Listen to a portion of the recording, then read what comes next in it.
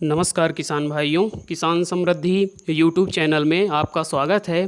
किसान भाइयों, यदि आपने अपने खेत में धान की रोपाई कर दी है और आपकी धान 20 से 25 दिन की हो गई है, तो किसान भाइयों आप इन दो उर्वरकों को अपनी धान की फसल में अवश्य डाल दें। किसान भाइयों, ये कौन से दो उर्वरक हैं मैं आपको आगे वीडियो में बताऊंगा।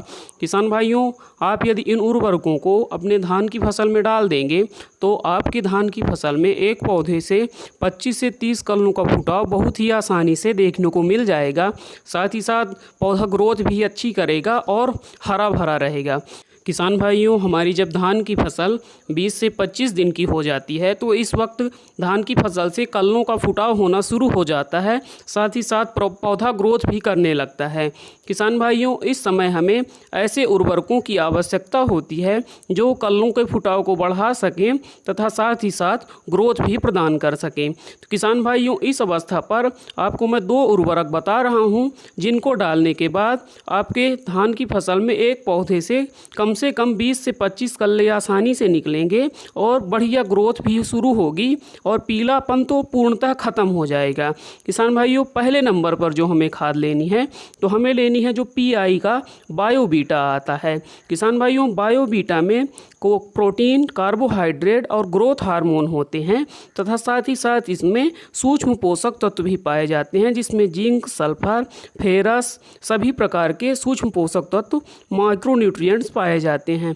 किसान भाइयों, बायोबीटा डालने के बाद आपके धान की फसल में किसी भी तत्व की कमी नहीं रह जाएगी क्योंकि इसमें बहुत सारे सूक्ष्म पोषक तत्व पाए जाते हैं। साथ ही साथ किसान भाइयों, जो ग्रोथ हार्मोन पाए जाते हैं वो ग्रोथ भी बढ़िया प्रदान करते हैं और प्रोटीन और कार्बोहाइड्रेट पौधों को भोजन की उपलब्धता को बढ़ाते हैं जिससे पौधे स्वस्थ और हरे भरे होते हैं।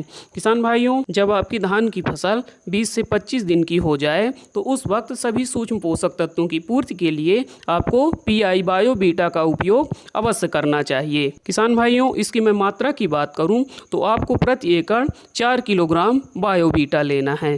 किसान भाइयों, बायोबीटा को डालने के बाद आपको आपकी धान की फसल में ग्रोथ बहुत तेज़ी से देखने को मिलेगी। साथ ही साथ कल्ले भी बहुत ज़्यादा निकलना शुरू हो जाएंगे। किसान भाइयों, बायोबीटा डालने से टिल्डिंग और ग्रोथ तो होती ही है, साथ ही साथ ये हमारे मिट्टी के स्वास्थ्य में भी सुधार करता है। इसको डालने से मिट्टी की उर्वरक क्षमता बढ़ जाती है क्योंकि यह इसको फिलम नोडोसम जो कि भूरे शैवाल से बनाया जाता है, जो पूरे वर्ल्ड में फार्मिंग के लिए सबसे अच्छा माना जाता है। यह मिट्टी की उर्वरक क्षमता को भी बढ़ा देता है और सभी प्रकार के सूक्ष्म पोषक तत्वों की आपूर्ति कर देता है। अब किसान भाइयों, दूसरे नंबर की खाद की मैं बात करूं तो दूसरे नंबर आपको लेनी है किसान भाइयों यूरिया। किसान भाइयों, यूरिया का प्रयोग पौधों में सबसे ज़्यादा 20 से 25 दिन पर ही होता है क्योंकि नाइट्रोजन की आवश्यकता शुरुआती अवस्था में नहीं पड़ती है।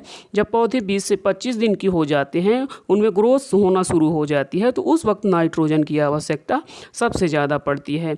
तो किसान भाइयों, दूसरे नंबर पर हमें यूरिया लेनी है।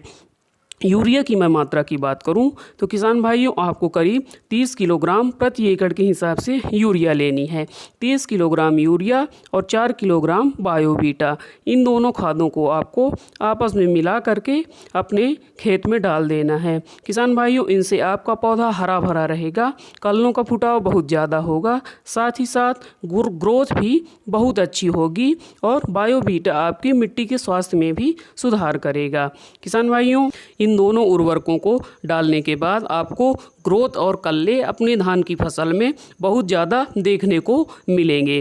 परिणाम स्वरूप किसान भाइयों, ज़्यादा कल्ले, स्वस्थ कल्ले होने की वजह से बालियां ज़्यादा निकलेंगी और उत्पादन भी ज़्यादा प्राप्त होगा। तो किसान भाइयों, आशा करता हूं कि मेरी यह जानकारी आपको पसंद आई होगी। आपसे अनुरोध है, वीडियो को लाइक करिए, अन्य किसान भाइयों के साथ शेयर कर दीजिए और चैनल को सब्सक्राइब जरूर कर लीजिए और पास में बनी बेल आइकन की घंटी को भी दबा लीजिए जिससे खेती से संबंधित नई नई जानकारी आपको समय पर मिलती रहे।